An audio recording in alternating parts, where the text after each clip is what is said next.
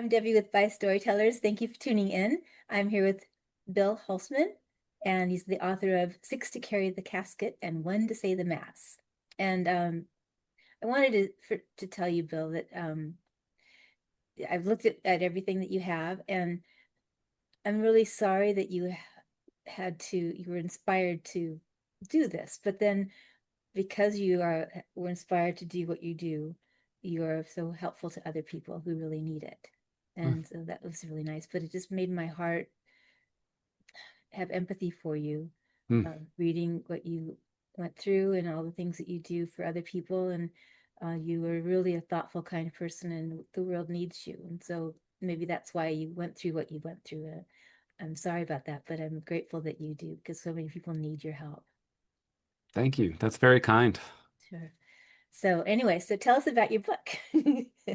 Yeah, my book is it's called Six to Carry the Casket and One to Say the Mass, Reflections on Life, Identity, and Moving Forward. And it's a collection of essays that I wrote kind of over the course of like starting in the end of 2020, over the course of a couple of years.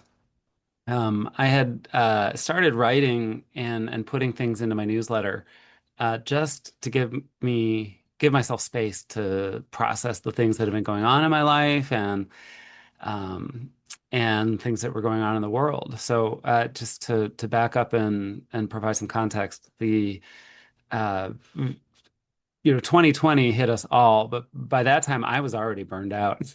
I was an educator for a long time, and I entered my most challenging role as a middle school principal in 2015. But 2 days before the start of the school year, my mom died Oh. after a long illness, Mhm. and we were ready for it. She was ready for it.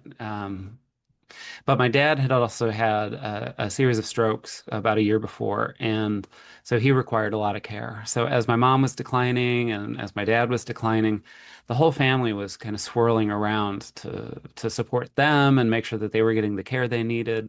I would be back in Chicago every time I could be to give my local siblings some break, some space to breathe and help out with my parents. Um, so my mom died 2 days before I was about to start the hardest job I'd ever had. And so I started really 15 steps behind, and I never really got my feet on the ground. The second year I thought was going to be the year that okay, I've got my feet on the ground. This is all right. Now I can really focus on this role that I'd been working for so long. And my sister died very suddenly, Oh. and my dad died a couple months after that.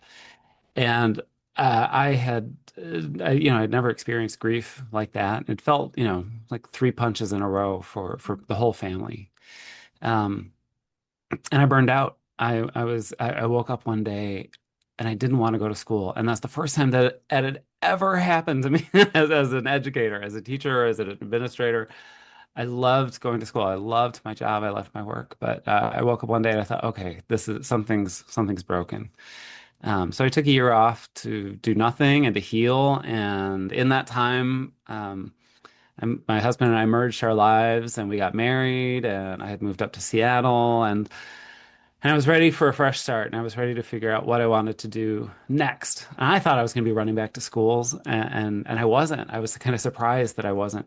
But I started a little consulting practice to throw spaghetti against the wall and see what was going to stick. And so I stuck with my ritual design work, and that's been a lot of fun. But the writing, the processing, gave me space to figure out how I landed in that place of burnout. Well, of course, the whole world landed in a place of burnout in 2020. And I wanted to understand not just how I landed there, but also how we all landed there. And what do we do moving forward? In my life, had been really lucky to have lots of tools for reflection and lots of opportunities to make space and, for that reflection and make meaning and to figure things out. And I know not everybody has those tools and not everybody has those resources. Uh, so after a couple of years, I stepped back from what I had written and I saw a through line about identity, and particularly about, what were the relationships that really shaped me? What were the experiences that were really formative for me? And what do I want to hold on to and what do I want to let go of, moving forward? Who's the person I want to be and what's the world that I want to live in? Um, I decided to publish it because I thought, well, I'm sure I'm not the only one who's trying to process how we all landed in that place, and I'm sure I'm not the only one who's trying to figure out what to do next. Yeah. So I offered it as not to say like, hey, be like me, or I don't offer it to say, oh, my life is so interesting, I deserve a memoir, but I offer it as a model for reflection of, Mhm. what I hope other people can look at their experiences, look at their relationships and figure out what do they want to hold on to and what do they want to carry with them forward as we figure out what we're all doing next. Some of the quotes and things like that that you've expressed in there. So perfect, so they really tell about your family, and it's Mm. it's kind of like a lot of people's families do that way, and it's just really nice to have that observation that people can hear from your side, and then also see about their side and what they have to hold on to from that. Because when people are gone, the things that we treasure the most are the moments that we shared with them, memories that Mhm. are like that. And there was a lot of that. Yeah. That was one of the best parts of writing these essays. I got to revisit really beautiful moments, and I got to Mhm. reconstruct things that maybe had gotten a little blurry and gotten a little hazy over time. Mhm. But that also, as much as I was eager to excavate the joy and revisit the good stuff, I wanted to revisit the hard stuff, Mhm. and I really challenged myself to be honest with it, both with myself, my own insecurities and figuring out where did this fear come from? Where did that insecurity or that disillusionment, where did that come from? I wanted to understand that. But I also wanted to understand, what got me through the hard stuff, what got me through my parents' alcoholism, what got me through feeling really peripheral to my family, what got me through, Mhm. being a scared and closeted little boy, until I was able to step into my own agency, until I was able to kind of create my own persona, my own identity. How old were you when you were able to tell your parents? I think I told them when I was 20. Yeah. Oh, okay. I had as I described the story in the book that on my first day of high school, I really thought I was going to get to high school. I kind of finally understood what gay was, and I figured Mhm. out that that applied to me.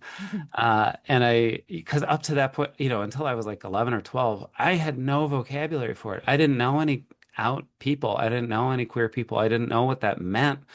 Mhm. And in the late 80s, the messaging was not good. The messaging Right, was devastating. right. The messaging was your identity is going to be your downfall. You think you're going to love, but that's going to kill you. That was the messaging that we were getting in the era of the AIDS epidemic. And Yeah, but mhm, my brother was gay, and he lost 300 and something friends in the yeah, 80s that he knew personally. There wasn't Facebook.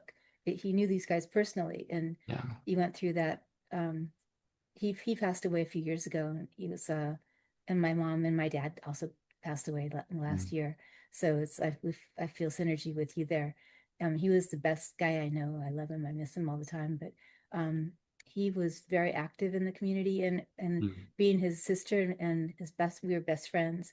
mm. I'm really grateful that I got to see everything and live through the 80s and 90s and everything. I lived in West Hollywood and with Ty, Oh. and so it was really really neat, really fun, and I miss the community since he's been gone. I haven't really seen a lot of his friends, but there were lots of people that guys and girls that weren't able to go home for Thanksgiving because they were estranged from their parents. Of course, we adopted everybody, but Yeah. which is what you do. But it's sad that the parents miss out on their kids because they have such bigoted views. They don't understand it. And it's really like anything else, that stereotype that it shouldn't matter Mm, in a relationship. But it's so good that what you're doing is bringing out all these wonderful, homey um, mm. things that people can climb onto, and it makes them, I think, feel good, and then they can kind of put it to their lives and Yeah. there, you know. Yeah. And coming out for me was especially in that context of the 80s and the early 90s that that was being able to come out took a certain amount of courage and that I Mm. didn't appreciate at the time, But my first day of high school, I thought I was going to come out when I got to high school. I went to an all-boys Catholic high school. There were 1,500 students, 1,500 boys. So you can imagine what this place smelled like, right? So just boy, Well, then they weren't all overwhelming gay. boy smell, right? It And smelled there like I it. am, like, oh no, what did I just walk into? But on the first day of school, somebody threw me up against the wall in the stairwell and spit the word faggot in my face, Oh, and and walked away. And he didn't know who I was, but somehow he knew that I was different. I don't know how. I never understood, how bullies have that inherent sense of like who to target. I don't know. I don't understand that. But I felt really targeted and I'm a Virgo, so I compartmentalize really well. And so I thought, okay, well, this isn't happening in high school, so we're just gonna wait until we get to college. So I got to college and and I was just out. I was slowly good. kind of out to friends, that I was meeting and slowly started to tell family and friends. After my freshman year at college, my sister called me and invited me down to the Pride Parade in Chicago. I was planning on going anyway, but I needed to kind of sneak out of the house to get there. Mhm. And so Patty called and said, "Do you want to go to the parade with us? I'm going with, all my friends. We're going to be supportive." And I thought, well, that's an easy cover. So I went down, flew out the house and I said, "Bye, I'm going to Patty's." And my mom was a little suspicious. So she called Patty and said, "What are you doing today?" And she said, "Well, we're going to the Gay and Lesbian Pride Parade." And my mom said, "You're going to that lesbian thing?" And then hung up on her and didn't talk to her for like 2 weeks. Oh my 'Cause I gosh. think my mom knew I was gay and like she didn't want to Yeah. confront the truth. And this was just one more step so she thought my sister was turning me gay. But No, she must have known. Mothers know she those knew. things. Mothers always And know. they They mothers always don't know. care really, No, but they have to put on airs no. that they care or Yeah. something. But by the end of the day, after the parade, I came up to my sister and she was great. And she helped me communicate that news to the whole family. So I Oh. didn't have to have, 8,000 conversations. We figured out who we could trust not to Mhm. spill the beans to mom and dad until I was ready. Um, and then when I finally did come out to my parents, I was ready, and I think they were ready. My mom and I were dropping hints at each other for a couple of months. Like I came Really? back from college, and we were just dropping hints right and left. And finally, there was the day where I didn't have anything to do, and she didn't have anything to do, and I thought, well, can we talk? And we talked, and it was hard. I think her biggest concern. And her first reaction was, I've never known a happy homosexual. And Yeah. at the time I had two thoughts. One, wow, like I appreciated so much that my mom it wasn't just a generic prejudice. It was concern that I wasn't going to be happy, that this was somehow Right. not a possibility in my life. Um, and on the other hand, I thought that would be a great name for a musical, like the Happy Homosexual. That isn't that a great That's a like the gay great name for, divorcee, the Happy yeah, Homosexual? totally. Doesn't it sound like? So Totally, but in but those days, yeah. there weren't that many relationships of people in their 40s, 50s, and 60s. It just wasn't really done. And my mom, even though my parents were totally, they didn't care. They loved my brother. That was their thought too. They're thinking kids and they're Mhm. thinking relationships when they get older, because there wasn't an example of it. Nowadays, there are examples everywhere, which is really great. And I think it was because of people like you and people that my brother had and his friends, Yeah. that really laid the groundwork for people to be normal and normalize it, Mm. which is what it should be. And that's why people have relationships now when they're older, and it's much better. Yeah. I don't think you can undersell visibility. Like there's no visibility in culture Mhm. it says something. And when you are invisible, when you're not reflected in the popular culture, when you don't see yourself in any of the books that you read in school, in Mhm. any of the TV shows on, this was the world that a lot of us grew up in. And, since Ellen and since Will and Grace, And now with the dominance of RuPaul's Mhm. Drag Race Oh, everywhere I all over love, the I world, love right? it. So it's a really different landscape today. Yeah. But that visibility also brings more persecution. The people who are out to get Mhm. us, now you can find us. And now Mhm. you have a target. You can attack the drag queens, you can attack the trans people who are finally getting some visibility and some traction in society. But that visibility piece was so significant for me as a kid. Mhm. I looked for any little morsel of seeing myself reflected, on the big screen or in pop culture. The third part of the book focuses about all these things, these Mhm. influences. I wanted to uplift some of the people and TV shows and books and other art and places where I found vocabulary to understand myself, where I finally felt at home, where I finally saw myself, I felt myself reflected. Mhm. It wasn't until I was reading a book in college, The Front Runner, that I felt like I could relate to the love story at the heart of that novel. Oh. I don't think when you're in a mainstream, whatever your mainstream is, if you're in the mainstream, I don't think you can know what that feels like to not Mhm. see yourself anywhere. Whether it's queer or you're a person of color in a white dominated society, or if you're a religious minority, whatever it is, you get any little morsel. But then when you do find those people or you find those places, they make an outsized impression. You know, Mhm. I loved writing that part of the book. That was probably the most fun because I got to go back and rewatch some of my favorite movies and really think like, why did I love Auntie Mame when Oh. why was that so important for me when I was like 24 you know, or or like Madonna. I've always been obsessed with Madonna and I hit Mhm. that's another podcast maybe. Yeah, But totally. I had the petticoats, right? yeah, you were a Madonna wannabe too. Well, Awesome. no, I don't know. I didn't want to be her, but I like the petticoats. Yeah, yeah. But she was one of the few who stuck her neck out and she Yeah, advocated. She didn't say that she wasn't making it political or anything. She was just saying she was presenting life and right. she queer fans, she wanted to present their life. She wanted to honor it and give it space and so we saw ourselves in Madonna's work. She Hmm. invited us in. She invited us and shared her platform with people like us. So I can't oversell like how important that visibility piece is. When I finally come out, when people finally come out, it's an important part of their story Hmm. to think back like, well, what were the things that kept you afloat? Where did you see yourself? And you thought, okay, if Jack McFarlane on Will and Grace, if he can survive in the world, like I'm gonna make it. If Hmm. I think everybody's got their kind of queer heroes where they finally saw themselves Hmm. and instilled some sort of hope.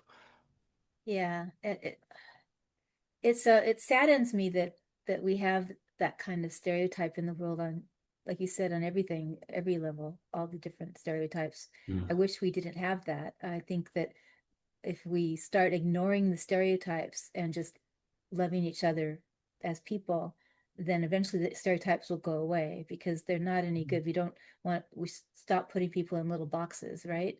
We should just enjoy each other's company. Yeah. I was fortunate that I was spoiled. I grew up in a really diverse family. Mm. I didn't think about it until actually I was reading your stuff, and I didn't think that I didn't think about it. But my grandparents had a lesbian caregiver, and her wife would come over, and she was the actress on that said, "Where's the beef?" I don't know if you knew that commercial. Where's the beef? Yeah. I loved her. But anyway, but they're a couple, and they were in our family for 15 years when my grandparents, they were caregivers, but they were like family members almost, and Yeah. um, they were lesbian, and I didn't even think about it until just like yesterday that that was not normal, I guess, for people that were in that generation to be like that. When my brother posed for Playgirl magazine, he came over with all the magazine, and he showed my grandmother and her sister. She had five sisters. They're all older ladies, and he like gave them all magazine copies of the magazine. So I mean, it's that kind of family. So they lived in Baldwin Hills, which was also a mixed neighborhood, and so I just I lived in Inglewood, which is diverse, so many. So I feel really lucky that I grew up in such diversity. I wish that Yeah. everybody could, because then you realize that people are just amazing people, Yeah. you know? I did not grow up in that environment. I grew up in a very white, very affluent suburb outside of Chicago, uh and that world I've been I've been running from ever since. Oh. As an adult, every place I've lived, like I want to be in the I've told realtors, I want to be 5 minutes from a cup of coffee and a drink and groceries. Like I need a 5 minute walk to groceries. And that really narrows down, and that means smaller places, fine, but that also means a more diverse neighborhood usually. Hmm. And that's where I feel safest. That's where I feel really drawn. Yeah, I feel safer in a diverse neighborhood than I would in a white supremacist neighborhood, for sure. Well, And even as a I girl, and I you know. think my mom she grew up in the city in Chicago and she was a city girl and she loved the city of Chicago. So she was talking about the city of Chicago all the time. She would tell stories about it. Like we learned everything. She was obsessed with the grid of the city of Chicago that had a numerical, every street has a number, it's like a big axis. And so ask her for directions, and she'd say, "Well, that's at 2400 North and 1500 West, and so Oh, you want to wow. go to 2400 West and 1300 North." So everything was a mathematical equation, to get around the city. But I think her stories and her holding on to that identity, even though she was a suburban housewife, she really held on to that city identity, and I think that was an antidote for me, like Hmm. so I didn't succumb to the trappings of the suburbs. If I didn't come out, if I stayed a closeted life, or if I wasn't queer and I look like this, like I could have been a real asshole in the world. But there was No, something about yeah. my mom's, clinging to that identity as a city girl and me having this outsider identity that I didn't totally understand, and that kept me from getting sucked in. And I think the people who hold on to those stereotypes, like you were saying, uh, maybe they just haven't had a reason to break that stereotype down. Maybe they haven't Hmm. met a person Hmm. who fits into that box, or who Yeah. they think would fit into that box. And so they haven't had that. Um, and that's again back to visibility, where authentic visibility Hmm. really makes a difference. It's Hmm. when you see a stereotype of a queer person on, the gay best friend in rom-coms and who never has a sex life but is always there and supportive for it's like the gay best friend is like that's not a realistic stereotype. That's not a Yeah. real person. But when you see like a real queer person on screen, that is like, oh, yeah, see, have you not met that person yet? Like that's a Hmm. real person. Like, and it's so Yeah. exciting when we see authentic people that can inhabit a stereotype and blow it up. Mm-hmm. It's Yeah. powerful. Yeah. My brother was like that. Mm, He was like over the top wonderful. So, and you seem like you're wonderful too. I'd love to talk to you again, actually. I think this what your whole thing is important, and I think people benefit from that. So maybe if you think about something else you want to talk about later, we could do another podcast and talk sure. about something else. 'Cause I think we need to break down the stereotype barriers, not just on the gay community, but on everything.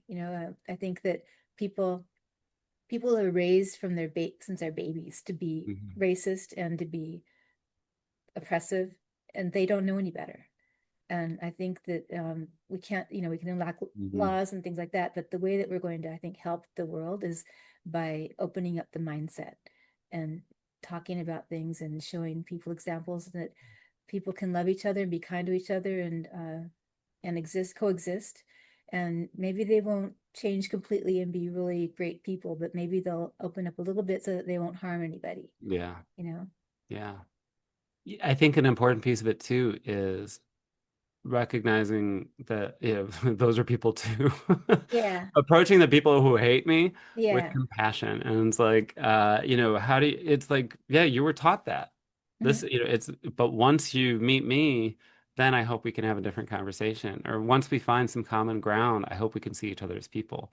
I Yeah. think people on the extremes, yeah, it's so easy to make fun of and mock the people at the other end. And I don't want to get caught in that. I don't want to, Mhm. I'm liberal, I'm gay. Like I don't, but I don't want to dehumanize people who are conservative and straight, and Hmm. they've got real values that are driving that. I'd rather understand the values and be Hmm. able to listen to that. And I want them to listen to what I have to say too. Like my lived experience is real too. Yeah. So that's the piece. I think it's not just breaking down the stereotypes, it's also actually letting ourselves see each other and connect with each other as humans, as Yeah. people. Yeah. Like I think, recognizing that each other's experiences are valid, even though they might be very different and lead us to very different conclusions. Yeah. yeah. Well, it was really wonderful talking to you. I think we're going to be out of time. So we'll put links in the posts and we'll links to all of your websites and your Instagrams. You do tell me really briefly about what else you do. Yeah, I'm a ritual designer. Most of my work is with weddings, but I like to design all kinds of rituals. But I like to work with couples to design a ceremony that reflects their experiences, identities, and values. I offer guided meditation on Tuesdays via Zoom, totally free, just if you're looking for a little peace and quiet. It's a 25-minute guided meditation just to be present and get some practice being present. And information about my book you can find on my website and about everything else that I do on my website, billhulseman.com. Great. Thank you, Bill. Good to see Thank you, you. Debbie. Thank you, everybody, for joining in. Love you guys. Bye.